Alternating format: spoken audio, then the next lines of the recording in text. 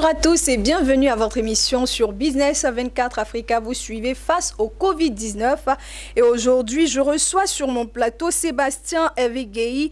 Il est interprète, traducteur, linguiste et il est sur notre plateau aujourd'hui pour le compte de l'agence Conférence et Traduction. Bonjour Sébastien Evigei. Bonjour. Alors, vous êtes sur notre plateau pour nous parler d'une session que vous organisez déjà dès le 22 août. Mais avant de parler vraiment de cette session, nous allons aller à la découverte de votre agence. Conférence et Traduction, c'est quoi exactement? Merci de nous recevoir. Conférence et Traduction est un fournisseur de services linguistiques. Nous traduisons, nous interprétons, nous mettons à disposition des entreprises du matériel d'interprétation simultanée, qui se compose de régie, de micros, casques et récepteurs. Mais la nouveauté, c'est que nous accompagnons les entreprises dans ce contexte de Covid et de distanciation sociale à mettre en place un système digitalisé de vidéoconférence. Et dans ce niveau-là, nous leur donnons le système qui permet de pouvoir interpréter en ligne, en visio interactive. Très bien. Alors, je l'ai dit tout à l'heure que vous organisez dès le 22 août prochain des sessions de formation. Alors, ce sont des sessions de formation qui vont se faire le 22 août et le 29 août prochain. Je voudrais déjà qu'on sache pour nos téléspectateurs, je vais rappeler le thème, c'est les clés pour saisir la prononciation des natifs anglophones. Pourquoi ce thème ? Nous avons choisi d'aborder ce thème dans le cadre d'une analyse et de diagnostic de ceux qui viennent nous voir, qui nous rencontrent sur la période de notre expérience. Depuis 20 ans, nous sommes dans le couloir de ceux qui se font interpréter et nous recevons des apprenants. Nous avons constaté qu'il y a 8 questions majeures qui tournent autour des préoccupations des candidats à la formation.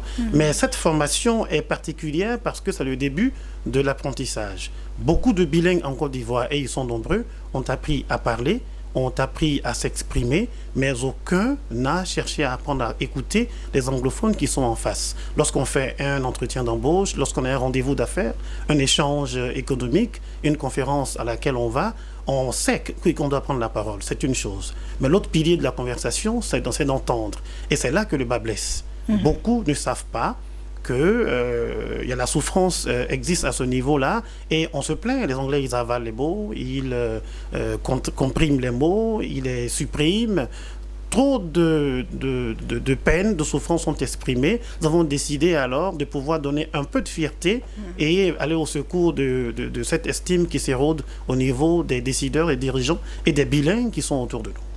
C'est vrai que dès le début de cette émission, vous avez parlé de ce que c'était adressé à vos offres, vos vidéoconférences. Vous les faites à l'endroit des chefs d'entreprise face au Covid-19 pour respecter les mesures restrictives. Par rapport à la session que vous organisez dès le 22 août prochain, qui peut déjà participer? Alors, nous organisons nos sessions en salle ou en vidéo, selon la demande et selon le cadre où nous sommes. Cette formation se fait en format vidéo interactive. Elle s'adresse à tous les bilingues francophones, bilingues de langue française et anglaise francophones, qui sont en Côte d'Ivoire et à l'extérieur de la Côte d'Ivoire. Et nous voulons insister sur les métiers de contact, les professionnels de tous les secteurs, des dirigeants, des fonctionnaires, les hauts et les middlemen. Nous adressons aussi les personnes qui sont en quête de reconversion professionnelle et des candidats aux études à l'étranger qui vont aller entendre les cours et les leçons en langue anglaise alors que l'oreille peine à se tenir tranquille dans un contexte où l'interlocuteur ou le formateur ou celui qui est en face qui est anglophone nous donne matière à retordre. Ce sont des sessions qui vont se faire, je le rappelle encore, pour nos téléspectateurs, pour tous ceux qui viennent de nous prendre en marche, qui vont se faire le 22 août prochain et le 29 août prochain. Et c'est avec l'agence Conférence et Traduction. Et nous recevons sur notre plateau Sébastien Evigei. Il est linguiste, traducteur, interprète. Alors, ces sessions de formation-là se font, on parlait tout à l'heure, lorsqu'on était en off, on parlait de clés. moi, j'ai parlé de chapitres, vous avez plutôt parlé de clés, ce que vous allez donner comme enseignement à tous ces auditeurs qui vont s'inscrire. Je voudrais un peu qu'on parle de ces différentes clés que vous allez apporter comme enseignement. Il y a notamment connaître la règle des lettres muettes ou les consonnes non prononcées. Alors, nous avons d'abord décidé de les appeler clés parce qu'en définitive, ils ont besoin enfin d'ouvrir la porte et puis avoir accès à toute la mine d'or d'Ali Baba pour qu'on puisse en sortir. Alors, la première clé que nous allons traiter, c'est la clé de la maîtrise des lettres muettes. Vous savez que certaines règles de prononciation ou de phonologie en anglais rendent muettes certaines consonnes, surtout dans le régionalisme et aussi en langue anglaise de réduction. Nous savons bien que en phonologie, quand une consonne bilabiale rencontre une autre consonne bilabiale, la dernière se supprime. Par exemple, nous avons dans le mot thumb en anglais, qui s'écrit T-O-M-B, quand on a main et puis b à la fin, vous voyez bien que main et b se prononcent avec les deux lèvres. La bouche ne peut pas dire main et b à la fois. Alors la langue anglaise va supprimer le b.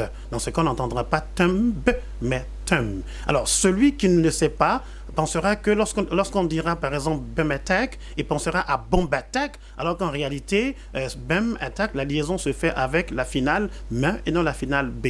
Naturellement, ces règles étant ainsi, on tombe dans un couac de conversation et puis on ne s'en sort pas. Beaucoup de confusions se font. Il y a aussi à ce niveau nos amis qui sont dans les pays autour de nous, par exemple au Libéria, où les mots qui se terminent par les consonnes muettes, ces consonnes ne se prononcent pas. Donc vous avez la phrase martelée en anglais get well soon, qui va se prononcer get well soon, par exemple. Et quand vous avez ce type de prononciation en face de vous, l'ignorance ou la non-préparation à ce type de discours vous fait baigner naturellement dans une sorte de schizophrénie qui vous empêche de communiquer. Il est bon que quelqu'un qui a toute sa fierté et sa compétence ne puisse pas sombrer en raison d'une incompétence qui est liée à une défection de l'oreille. Je prends des coups et pendant qu'on y est, on va parler d'une autre clé. Oui. Il s'agit de connaître la règle des contradictions et des réductions. Là, il s'agira de quoi exactement dans cette clé? Vous avez envoyé déjà le paiement à la comptabilité parce que... Ça peut inciter nos téléspectateurs à venir évidemment participer.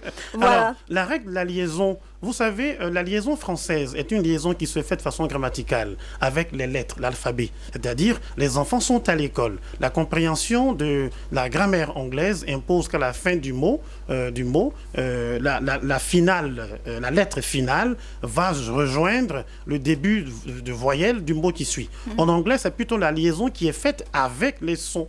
C'est-à-dire, quand je vous dis, par exemple, name s'écrit N-A-M-E. Mais le dernier son, c'est M, ce n'est pas E. Alors, quand on dit my name is, le dernier son du mot name étant M, la liaison progressive se fait avec le report de la finale M vers le début du mot is, qui est I. Donc, ça fait nemes. Alors, cette liaison étant inconnue, on pourrait avoir l'impression que le locuteur dit des choses qui sont nouvelles, alors qu'il dit des choses qu'on connaît très bien, mais qui sont modifiées par notre mauvaise perception et modifiées par une correction qui nous est inçue. Nous sommes là en face du problème de la liaison. Très bien. Et je rappelle à tous ceux qui viennent de nous prendre en marche, vous êtes bien sûr Business 24 Africa et vous suivez votre émission Face au Covid-19 et nous recevons sur notre plateau, vous entendez bien, on parle de la langue anglaise et on parlera à cette formation aussi de bien d'autres langues étrangères, je suppose. Nous avons sur notre plateau Sébastien Evegei, il est linguiste, traducteur, interprète et il est sur notre plateau aujourd'hui pour nous parler des sessions de formation qu'ils organisent et pour cette session organisé à partir du 22 août prochain.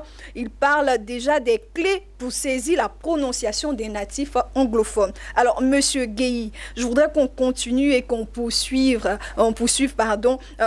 qui peut participer à ces formations? Vous.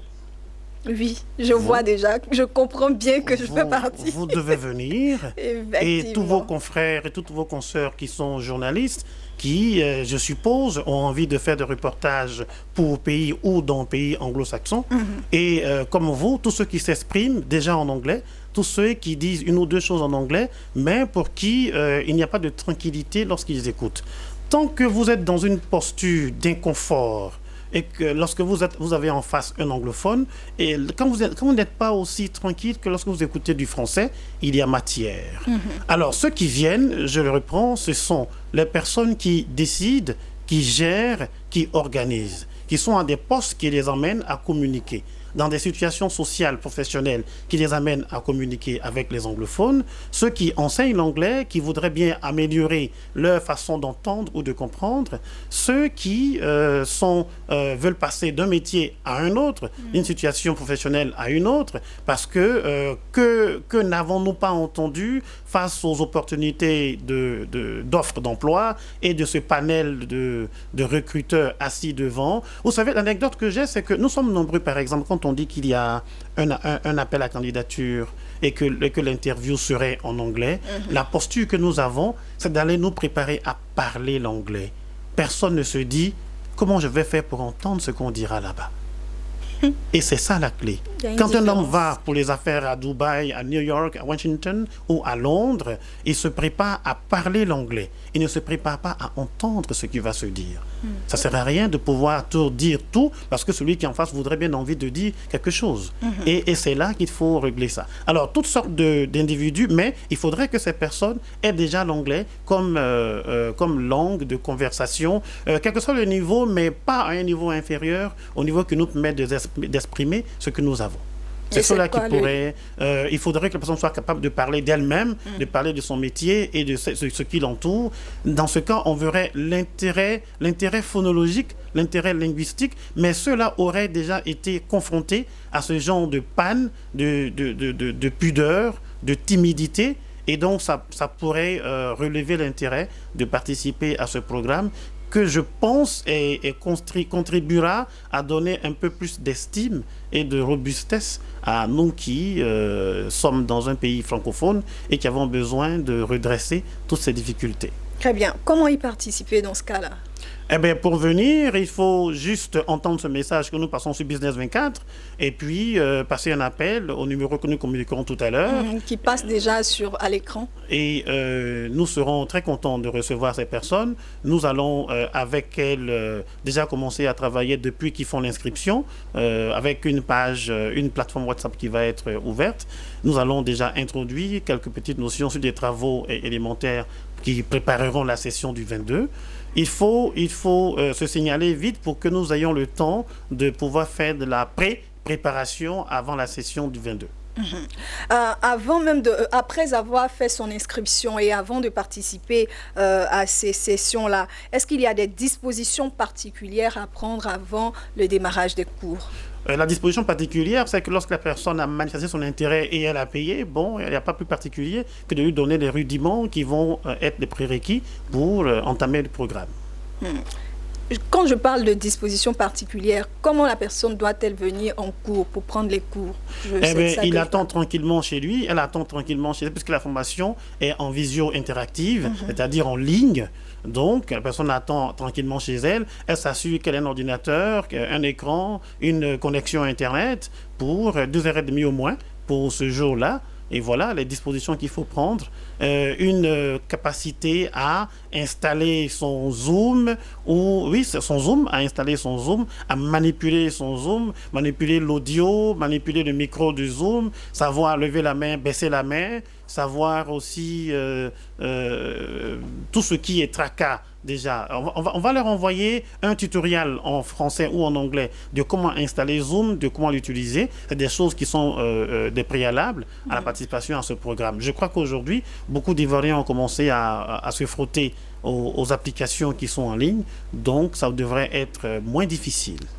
Je rappelle à nos téléspectateurs, à ceux qui viennent de nous prendre en marche, que vous organisez 2 sessions de formation les 22 août et 29 août prochains, et c'est à partir de 10h et ça prendra fin à 12h30.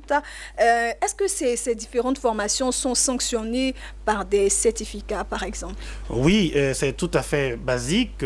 Toute formation normale est sanctionnée par un parchemin. Très bien. Nous sommes déjà à la fin de notre échange avec Sébastien Hervé-Guéhi, qui est linguiste, traducteur, interprète. Il est sur notre plateau pour le compte de l'agence Conférences et Traduction, qui est une entreprise de traduction, interprétation et formation en langues étrangères. Alors, Hervé-Guéhi, Sébastien Hervé-Guéhi, est-ce qu'il y a un dernier mot à ajouter avant de dire au revoir à nos téléspectateurs? Je voudrais rappeler une chose importante. Celles qui s'inscrivent à ce programme rentreront chez elles avec une nouvelle compétence, la capacité de pouvoir lire en anglais, de reconnaître comment les voyelles se comportent. Beaucoup ne savent pas que il y a I qui se lit I, qui se lit I, il y a A qui se lit A, qui se lit I, qui se lit A. Toutes ces choses sont des choses introductives qu'ils vont avoir comme bénéfice. Deuxièmement, ils vont se familiariser avec la réalisation, la prononciation et l'articulation façon anglaise, mais ils vont se familiariser aussi avec les différents types de variantes de prononciation de la langue anglaise. Et enfin, ils vont s'occuper de travailler à rendre leur écoute beaucoup plus paisible, beaucoup plus authentique. C'est de cela qu'il sera question. Donc c'est en deux parties. Une première partie le 22 à 10h devant leurs écrans. Et on leur enverra toutes les coordonnées pour que cela se fasse. Et la seconde partie, le 29 à 10h encore, devant leur écran. Je voudrais rappeler que la formation coûte 30 000 francs pour ceux qui sont en monnaie CFA, et elle coûte 45 € pour ceux qui viendront des espaces qui sont en dehors du CFA. Vous pouvez aussi appeler les numéros suivants, le 225 plus 225 22 44 00 53 et le plus 225 07 54 98 69. Les numéros s'affichent au bas de votre écran. Merci de nous avoir suivis. Je suis Irène Gouaï. À très bientôt.